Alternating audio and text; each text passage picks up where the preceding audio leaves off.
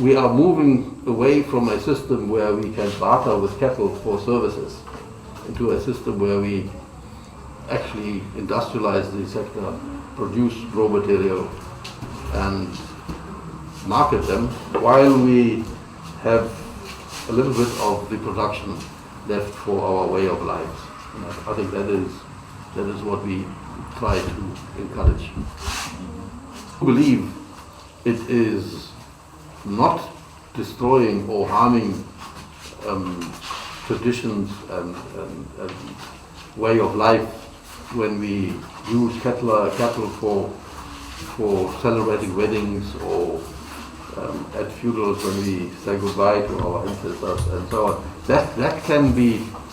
That can still go ahead, but there is enough surplus of cattle in the farming process that we can indeed industrialize.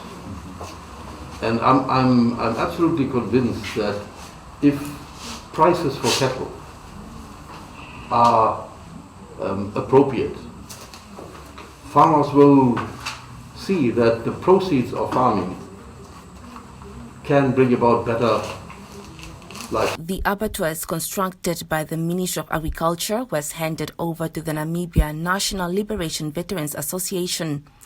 The president of the Namibia National Liberation Veterans Association, Ben Shikongo, says the two abattoirs at Enana and Otapi are running at a loss as they receive low numbers of cattle from communal farmers in the Ohangwena and Musati regions. The local farmers were a little bit hesitant to bring their livestock to the abattoir because we need to market, we need to talk to them, we need to convince them. So the northern communal area farmers, they are so hesitant to sell their livestock. It's not that easy. So therefore, it was a tough time to convince them. The severe drought, but also one of the detrimental issues affecting also the operations. Shikongo further said the low number of cattle processed at the abattoir could also be attributed to a lack of facilities and services at the abattoirs, such as lack of quarantine facilities, meat inspectors, as well as the meat processing plant. When we slaughter, there's nothing, so we have to hire from African meat supply, and we have to pay that inspector.